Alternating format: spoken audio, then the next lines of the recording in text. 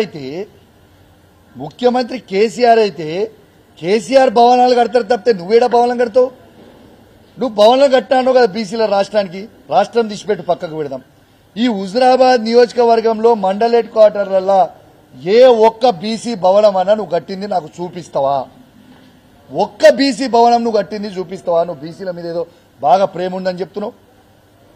ఒక్క బీసీ భవన్ హుజురాబాద్ నియోజకవర్గంలో హెడ్ క్వార్టర్లో ముదిరాజ్ బిడ్డలకైనా, యాదవ బిడ్డలకైనా, కురుమల బిడ్డలకైనా, గౌడ బిడ్డకైనా, పద్మశాలి బిడ్డలకైనా, ఎనీ బీసీ కమ్యూనిటీ రజక బిడ్డలకైనా ఒక్క కమ్యూనిటీ హాల్ నువ్వు హుజురాబాద్ హెడ్ క్వార్టర్లో కట్టించింది చూపిస్తావా? హుజురాబాద్లో కట్టుడు శాతగాలే కానీ రాష్ట్రంలో కట్టినట్టు. అరే వా,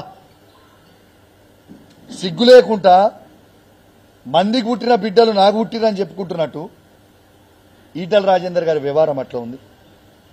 బాజాప్తు బీసీలకి ఆత్మ గౌరవానికి ఎవ్వరు ఊహించుకోని విధంగా ప్రతి కులానికి కేసీఆర్ గారే కట్టించారు బీసీలకి. గుర్తుపెట్టుకోండి, ఇది వాస్తవం. దిస్ ఈజ్ వాస్తవం. ఇలా ఈటల రాజేందర్ గారు ఏదో నేను బీసీ నాయకుడు అని చెప్తుండు. ఈటల రాజేందర్ గారు మీ సొంత అబ్బాయికి నాకు చెప్పడం ఇష్టం లేదు, కానీ ప్రజలు అనుకుంటున్న విషయం నీకు చెప్తా ఉన్నా. నీ కుటుంబ సభ్యులను ఏదో అనాలి, ఏదో దూషించాలని నా ఉద్దేశం కాదు. కానీ నువ్వు ఏ విధంగా మోసం చేస్తున్నావో, ప్రజలు ఏ విధంగా అనుకుంటున్నారో, ప్రజలు అనుకుంటున్న ముచ్చట నీకు చెప్పాలని చెప్తా ఉన్నా. నువ్వు నీ సొంత కొడుకు పేరు ముదిరాజ్ అని పెట్టుకోలే, నీ సొంత కొడుకు పేరు రెడ్డి అని పెట్టుకున్నావు. నీ బిడ్డ పేరు ముదిరాజ్ అని పెట్టుకోలే, నీ బిడ్డ పేరు రెడ్డి అని పెట్టుకున్నావు. నిన్నగాక మొన్న నీకు పుట్టిన మనుమని పేరు కూడా ఆఖరికి రెడ్డి అని పెట్టుకున్నావు. ఇక నీకు బీసీల మీద హక్కేముంటుంది బ్రదర్? నేను ఛాలెంజ్ కడుతున్నా, ఈటల రాజేందర్ గారు సవాల్ విసురుతా ఉన్నా.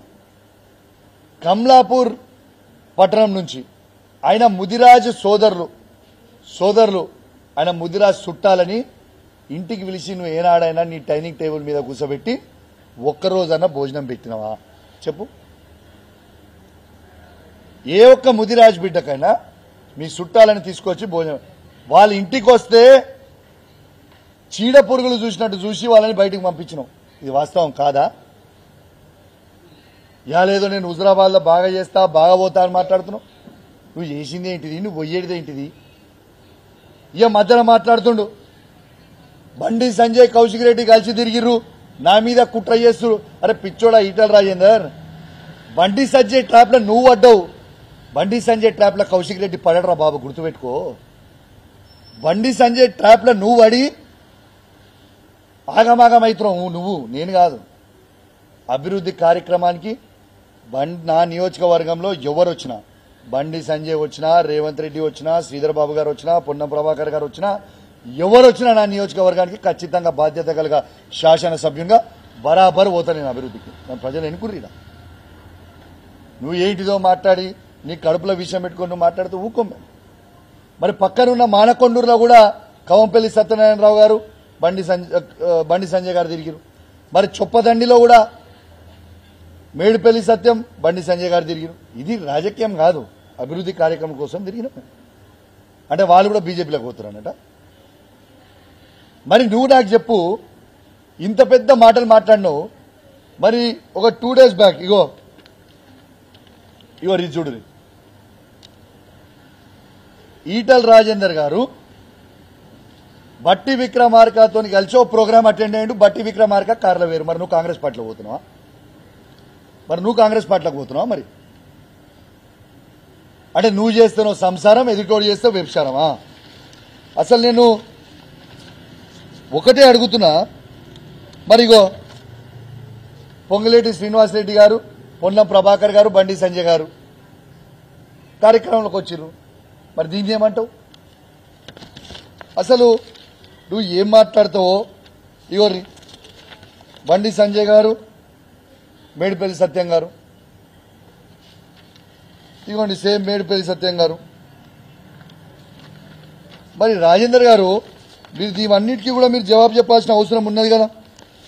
ఇదిగోండి కవంపల్లి సత్యనారాయణ గారు, బండి సంజయ్ గారు, ఇది అభివృద్ధి కార్యక్రమం కోసం తిరిగిరు. మరి ఆనాడు పొన్నం ప్రభాకర్ గారు 2009లో ఎంపీ ఉన్నప్పుడు, మీరు శాసనసభ్యుగా ఉన్నప్పుడు మీ ఇద్దరు కలిసి తిరగలేదా? ఒకరి మీద బురదేయడము, కడుపులంతా విషం పెట్టుకోవడము, ఇవన్నీ బంద్ చేయ బ్రదర్. నేను ఎవ్వరు నమ్మడానికి సిద్ధంగా లేరు. ఇది ఒక్కటి మీరు గుర్తుపెట్టుకోండి. నిన్ను ఆల్రెడీ హుజరాబాద్ ప్రజలు చీగొట్టి పంపించిండ్రు, గజ్వేల్ ప్రజలు చీగొట్టి పంపించిండ్రు, మల్కాజిగిరి ప్రజలు చీగొట్టడానికి సిద్ధంగా ఉన్నారు. మళ్ళీ ఒక కొత్త డ్రామా చేసి పంపుతాం.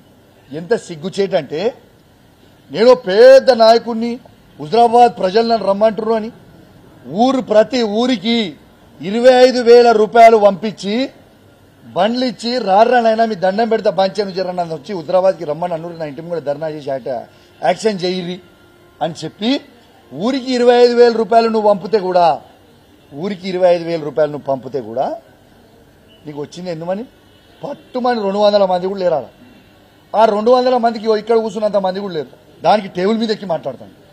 ఊరిని పట్టుమని 200 మంది లేరు. నేను ఎవడు కోరుకుంటుండు, ఎవడు రావాలని కోరుకుంటుండు? నువ్వు చేసింది ఏంటిది? నువ్వు ఉన్నదేంటిది? ఈ యాక్టింగ్లు డ్రామాలు బంద్ చేయి. నువ్వు హుజరాబాద్ శనివనీడ నిన్ను విడిచిపెట్టుకున్నారు. నిన్ను హుజరాబాద్ ప్రజలు ఎన్నడో మర్చిపోయారు. నువ్వు కొత్త నాటకాలు చేస్తే ఈ ఎవరు వినడానికి లేదు. అచ్చా, ఇంకొక ఇంపార్టెంట్